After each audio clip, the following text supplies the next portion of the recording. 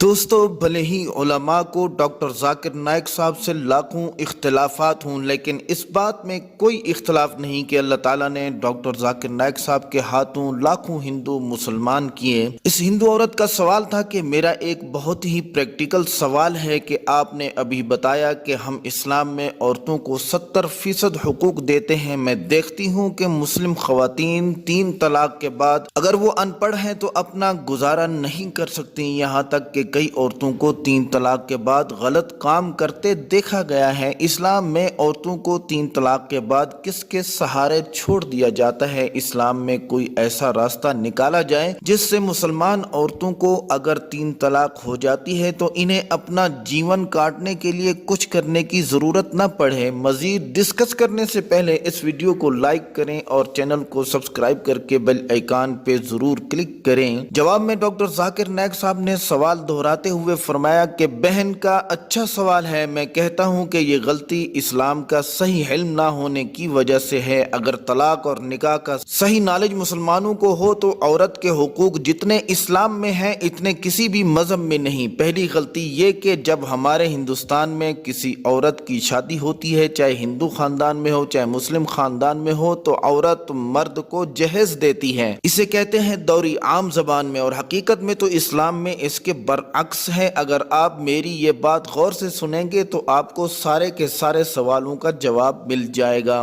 چنانچہ اللہ تعالیٰ نے قرآن میں فرمایا ہے سورہ نساء میں آیت نمبر 4 میں کہ جب بھی آپ شادی کرو تو اپنی ہونے والی بیوی کو گفٹ دو، ہم جسے کہتے ہیں مہر۔ مہر نکاح ہونے کے لیے فرض ہے، اور ہمارے معاشرے میں عورت عام طور پہ جہیز لے کر آتی ہے، اور وہ مارکیٹ پہ ڈیپینڈ ہوتا ہے کہ اگر لڑکا ڈاکٹر ہے تو 1 کروڑ دوری میں مانگے گا، جو کہ اسلام کی روح سے سراسر غلط ہے۔ انجینئر ہے تو 5 لاکھ، تعلیم یافتہ ہے تو 1 لاکھ، جیسے جانور بکتا ہے یا جانوروں کی بولی لگائی جاتی ہے۔ اور افسوس کی بات ہے کہ کئی مسلمان بھی اس پہ عمل کرتے ہیں، بالکل غلط ہے۔ اسلام میں عورت سے زبردستی جہیز لینا بالکل حرام ہے، حالانکہ شوہر کو مہر دینا چاہیے۔ افسوس کی بات ہے کہ اشارے سے جہیز لیا جاتا ہے کہ میرا بیٹا مرسڈیز کار میں گھومتا ہے، میرے بیٹے کو 4 بیڈ روم میں رہنے کی عادت ہے، اشارہ دے رہے ہیں کہ میرے بیٹے کو 4 بیڈ روم کا فلیٹ چاہیے۔ بالکل اسلام میں حرام ہے زبردستی مانگنا۔ اگر خوشی خوشی کوئی لڑکی کچھ سامان جہیز میں لے آتی ہے تو درست ہے۔ اسلام میں الٹا ہے، اسلام میں عورت کو مہر دینا چاہیے، یعنی عورت مہر لیتی ہے، اور مہر نکاح ہونے کے لیے فرض ہے، اور یہ مہر عورت خود بھی طے کر سکتی ہے کہ میں اس وقت تک آپ سے شادی نہیں کروں گی جب تک آپ مجھے 1 لاکھ نہیں دو گے۔ اور الگ بات ہے کہ اگر کوئی غریب مرد ہے تو وہ بولے گا کہ آپ کوئی دوسرے مرد کو ڈھونڈو، میں دوسری لڑکی کو ڈھونڈ لوں گا، تو وہ لڑکی دوسرے شوہر کو ڈھونڈے، لیکن وہ کہہ سکتی ہے کہ مجھے 1 لاکھ دو، 5 لاکھ دو، 10 لاکھ دو۔ اگر وہ دے سکے گا تو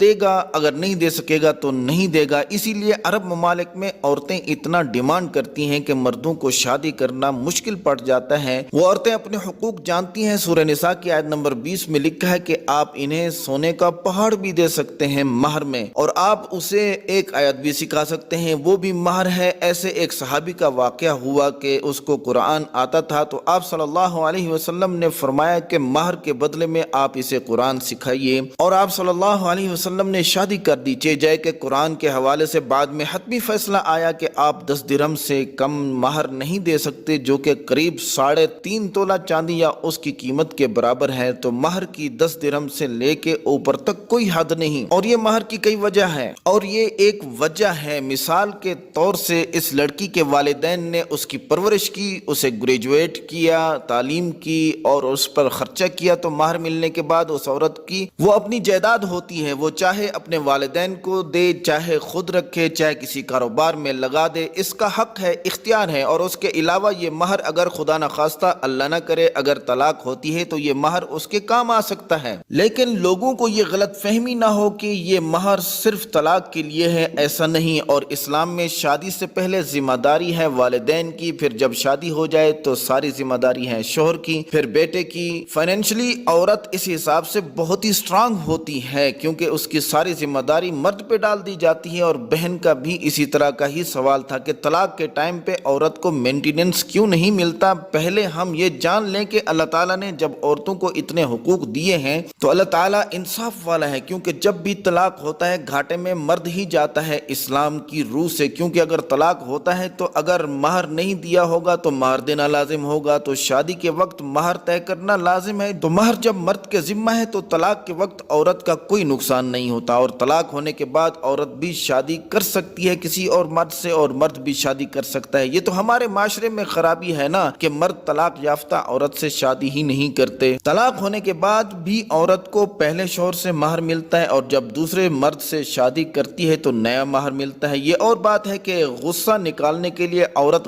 غلط کام میں لگ جاتی ہے، یہ اس عورت کا قصور ہے نہ کہ اسلام کا۔ اسلام نے تو اسے دونوں صورتوں میں مال دیا ہے، اور نقصان تو مرد کا ہے کہ پہلی شادی میں بھی مہر دیا تھا اور دوسری شادی میں بھی مہر دینا پڑے گا۔ تو نقصان کس کا ہوا، مرد کا یا عورت کا؟ تو خوب تالیاں بجیں۔ اگر آپ کہیں گے کہ طلاق کے بعد بھی عورت کو خرچ شوہر دے تو انصاف نہ ہوگا، بلکہ اسلام تو انصاف اور عدل کا مذہب ہے، اللہ تعالیٰ کبھی ناحق نہیں کرتے۔ تو مجھے لیکچر دینا پڑے گا اسلام میں مرد کے حقوق میں۔ اکثر تقریر کرتا ہوں عورتوں کے حقوق کی، لیکن جو لوگ اسلام کی بنیادی بات کو نہیں سمجھتے انہیں یہ لگتا ہے کہ عورت کو نقصان ہو رہا ہے۔ عورت کا نقصان نہیں ہو رہا، اور اگر عورت کو کسی چیز کی ضرورت ہے تو آدمی کا حق بنتا ہے کہ اسے دے۔ شادی کے پہلے والد اور بھائی، اور شادی کے بعد شوہر اور بیٹے۔ اگر یہ نہیں ملے گا تو معاشرے کا فرض ہے کہ عورت کو سنبھالے، اور اگر معاشرہ نہیں کر سکتا تو اگر اسلامک حکومت ہے تو حکومت کا فرض ہے کہ عورت کو سنبھالے، یہ اسلام ہے۔ اور اگر آپ کہیں گے کہ طلاق کے بعد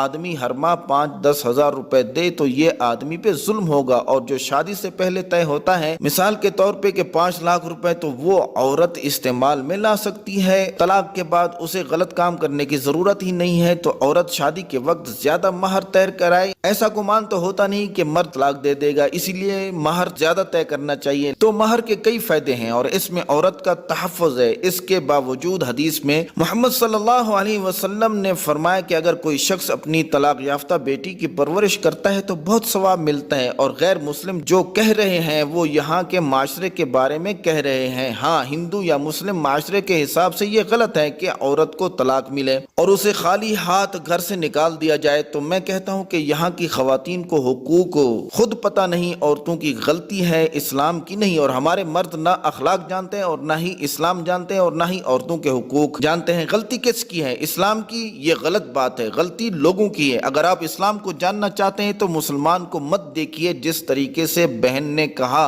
اگر آپ اسلام کو جاننا چاہتے ہیں تو مسلمان کو مت دیکھیے جس طریقے سے بہن نے کہا کہ، اور میں کہتا ہوں کہ اگر آپ مرسڈیز کار دیکھنا چاہتے ہیں کہ کیسی ہے یا اس کے بارے میں جاننا چاہتے ہیں تو کتنی اچھی ہے، تو اگر کوئی ڈرائیور جو ڈرائیونگ نہیں جانتا ہے آپ اس کو پکڑا دیتے ہیں تو وہ ٹھوکے گا، تو غلطی کس کی ہے، مرسڈیز کار کی یا ڈرائیور کی؟ کیونکہ اسے مرسڈیز کار چلانی ہی نہیں آتی۔ اسی لیے اسلام کو اگر جاننا ہے تو قرآن پڑھیے اور صحیح حدیث کو پڑھیے۔ یہ افسوس کی بات ہے کہ آج کے مسلمان شادی، نکاح اور طلاق کے مسائل سے بھی ناواقف ہیں، اور عدالت میں کسی جھگڑے کی وجہ سے لوگ جا کے طلاق ریٹرن کراتے ہیں تو وہاں جو رائٹر ہوتے ہیں وہ 3 طلاق لکھ دیتے ہیں اور کام تمام کر دیتے ہیں، جو کہ حرام ہے۔ اور پھر جب عورت اپنے گھر سے خاوند سے طلاق لے کے نکلتی ہے، اسے باہر اسی وقت ہی محسوس ہو جاتا ہے کہ میرے سر سے چھت اب چلی گئی، اور ماں باپ اور بھائی کے ہاں بھی جانے سے گھبراتی ہے کہ انہوں نے تو میری شادی کر دی تھی، اب دوبارہ ان پہ بوجھ بنوں گی۔ اور پھر عورت سے اپنے گھر والوں کی پریشانی دیکھی نہیں جاتی۔ تو ایک تو محرر جو عدالت میں ہیں ان کو چاہیے کہ وہ ایک طلاق لکھیں اور عورت عدت شروع کر دے۔ اب 1 دن 2 دن بعد ایک دوسرے کی یاد آئے گی، ایک دوسرے کے منہ میں جو لقمہ دیا ہوگا وہ یاد آئے گا۔ اب اگر یہ کہتے ہیں کہ ہم نے واپس اکٹھے رہنا ہے تو صرف خاوند کہے گا کہ میں نے رجوع کیا، بس رجوع ہو گیا۔ اگر عدت کے دوران کہا، اور اگر